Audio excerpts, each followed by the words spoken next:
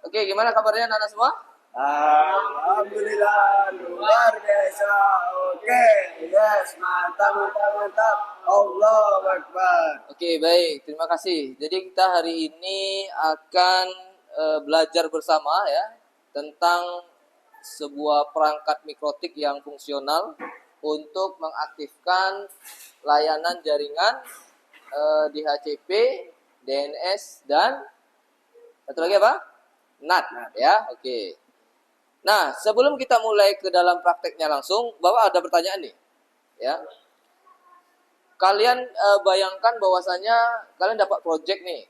Dapat project di luar untuk ngeset atau untuk memasang instalasi jumlahnya itu sebanyak 300 unit PC. Ya, 300 unit PC dalam satu gedung.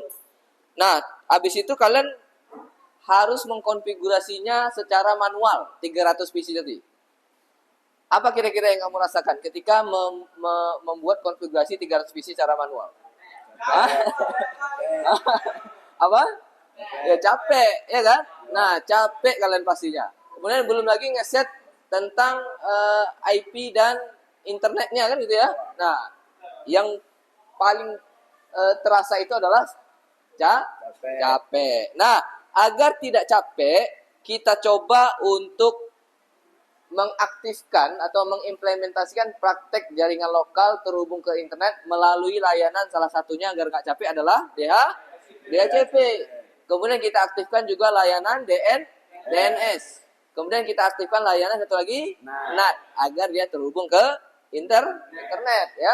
Kemudian setelah itu nanti kalian akan melakukan pengujian koneksi jaringan lokal ke jaringan internet. Oke. Nah, materi pertama, ya. Materi pertama kita akan berbicara terkait dengan DHCP, ya. Bagaimana cara kerja DHCP, ya? Jadi DHCP ini adalah protokol jaringan yang digunakan untuk mempermudah pengalokasian alamat IP address dari yang kita set manual tadi bisa dijadikan secara otomatis, ya kan? Nah, apa saja yang didistribusikan oleh DHCP server? Pertama adalah IP network-nya, kemudian adalah gateway-nya, kemudian adalah IP range, DNS dan list type. Nah, bagaimana caranya DHCP ini bekerja? Ini kita anggap kamu nih. Kamu punya laptop satu. Ada server DHCP. Jadi kamu akan meminta layanan DHCP kepada server. Pertama kamu request dulu. Ya. Istilahnya ketok pintu dulu lah kepada servernya. Minta DHCP. Terus DHCP ngasih apa? DHCP ngasih range IP DHCP yang tersedia. Kemudian kamu pilih salah satu, kamu lapor bahwasanya saya maunya DHCP yang ini, maka server akan ngasih DHCP secara otomatis. Jadi istilahnya ada proses handshaking sebelum kamu merequest DHCP. Nah, bagaimana cara kita mengkonfigurasi DHCP? Kalian perhatikan ya. Kita langsung saja prakteknya. Oke, nah di dalam kita ini, Bapak sudah siapkan satu buah mikrotik di meja masing-masing. Ada? Ada. Nah, topologi kita itu katakanlah dari mikrotik ini ada satu kabel nanti akan kita pasangkan ke internet. Sementara satu kabel lagi ke jaringan lokal. Oke. Pastikan ketika kalian sudah sampai ke bagian DHCP lokalnya, ya, bagian mikrotiknya, buka Winbox, ya. Kemudian pastikan MAC address dari mikrotik ini kalian dapat ya. Ini pastikan. Nanti kalian akan praktekkan sendiri. Nah, setelah itu dikonekkan. Ya, masuknya apa nih? Admin harusnya kosong ya. Oke, mungkin ini karena baru mikrotiknya admin kali. Nah, mantap. Apa passwordnya yang tadi nih? 1. Nah, passwordnya 1. Jadi admin passwordnya 1. Oke, nah setelah itu, pertama sebelum kalian mengaset atau membuat layanan DHCP itu, pertama kali yang akan kalian buat itu adalah memberikan IP address. Memberikan IP address. Caranya adalah klik IP, kemudian address, kemudian muncul seperti ini. Betul? Oke, nah sekarang kita tinggal tambahkan ini addressnya. Ya, kita tambahkan addressnya IP addressnya 192.168 misalkan 10.1/24. Oke. Bagian network ini kosongkan saja. Nah, sekarang IP yang ini kita mau pakai di interface berapa? Kalian cek lagi di dalam mikrotiknya itu interface berapa? Interface 2. Berarti arahkan dia ke interface 2. Nah, itu. Kemudian klik oke. Itu adalah IP address untuk Ether 2. Nah, sekarang setelah IP address, kita lanjutkan buat DHCP server ya. Kalau materi kita tadi apa? DHCP server. Nah, tapi sebelum kita ke DHCP server, ini kita tambahkan dulu DNS-nya. Fungsi DNS apa? Merubah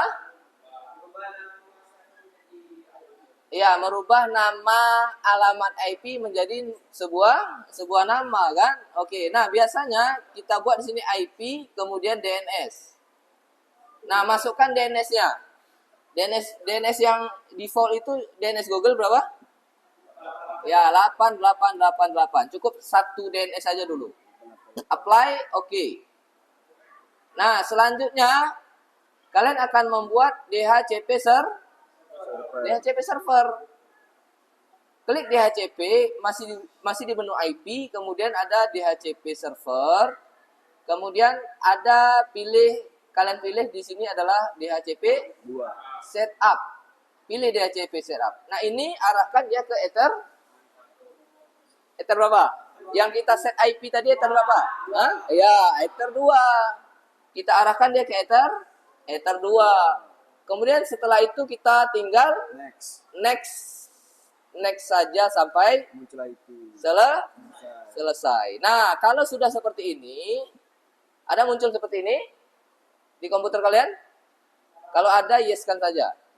Kalau tidak ada, biarkan saja. Oke, nah, sekarang kita coba apakah DHCP ini sudah berhasil dapat atau belum. Ya, kita coba di komputer kita. Caranya gimana? Caranya adalah klik bagian Ethernet, klik kanan Ethernet, ya. Kemudian Properties, oke. Kemudian Internet Protocol, ya. Ini pastikan dia DHCP. Oke-kan dia. Oke-kan lagi. Nah, kita coba lihat, dia dapat IP-nya apa tidak? Dapat? Dapat nggak? Sesuai nggak dengan yang kita setting di IP address tadi? 192.168.10.1 sebagai gateway. Sementara IP-nya 192.168.10.254. Cocok? Cocok. Tetapi dengan dia sudah dapat DHCP ini, apakah dia sudah connect internet? Belum connect internet. Bagaimana caranya dia supaya connect internet? Apa? Ya, internet yang ada internet belum dicolokkan, oke, benar. Tapi ada satu pengaturan yang belum kita lakukan. Apa namanya itu? Yaitu adalah DNS tadi sudah kan? Yaitu, nah, kita harus mengkonfigurasi NAT-nya. Ya. Kita coba konfigurasi langsung NAT-nya. Ya. Kita coba konfigurasi langsung NAT-nya. Tapi terlebih dahulu, sebelum kita konfigurasi, maka kita harus masukkan dulu kabel internetnya ke mikrotik kita. Ya. Coba kita lihat. Ini ya. Ini mikrotik Bapak nih. Tunggu Bapak letakkan sini dulu ya, mikrotiknya ya.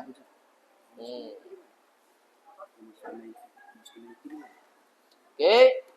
Kemudian yang di sini ya, gimana internetnya? Nah, ini masukkan ke Ether 1. Ya, ke Ether 1 seperti ini. Nah, ke Ether 1 kayak gitu.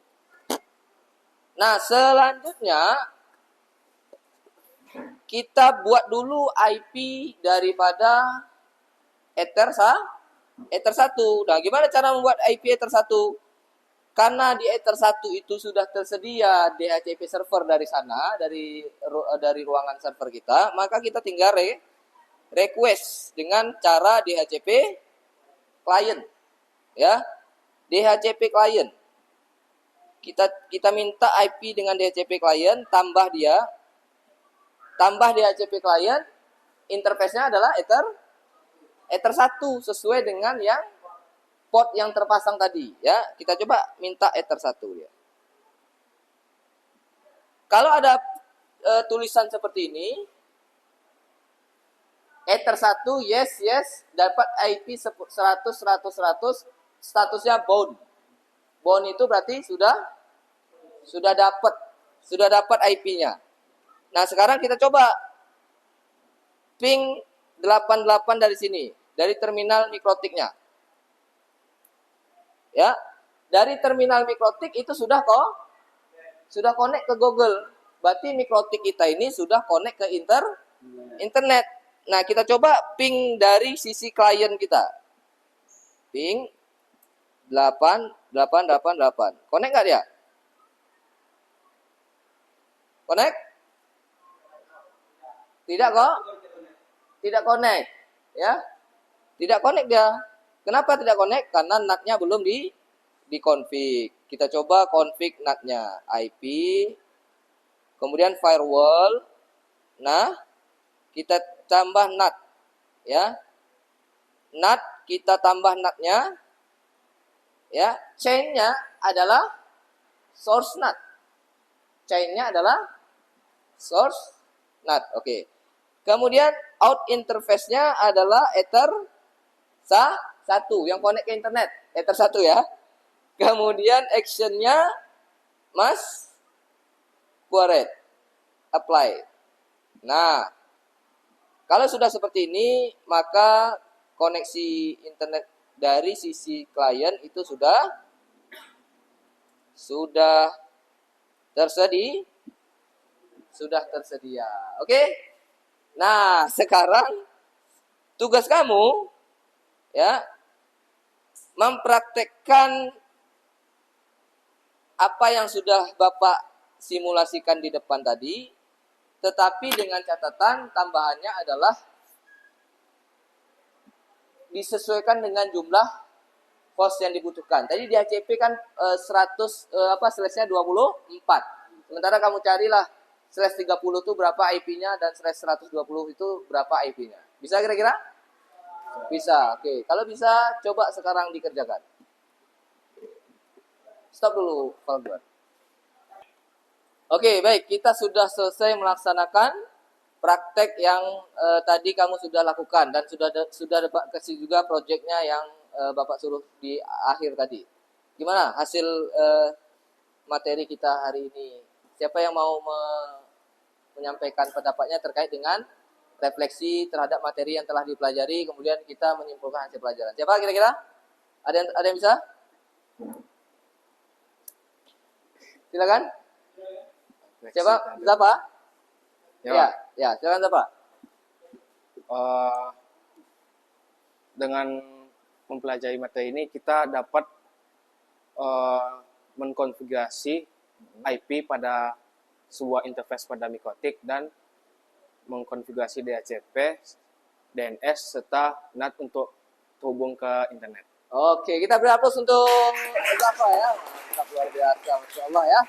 Jadi apa yang disampaikan oleh Zafar tadi sudah benar ya. Kita tadi barusan menyelesaikan konfigurasi DNS, DHCP dan NAT ya. Nah, untuk kedepannya ya, kalian nanti ketika sudah bekerja di industri sebenarnya yang kalian konfigurasi itu ya semacam inilah, seperti inilah. Misalnya ada sebuah home industry atau sebuah sekolah atau sebuah gedung atau sebuah kampus ya yang menginginkan koneksi internet, maka konfigurasinya itu tidak lepas dari apa yang kita sudah pelajari hari ini, gitu ya.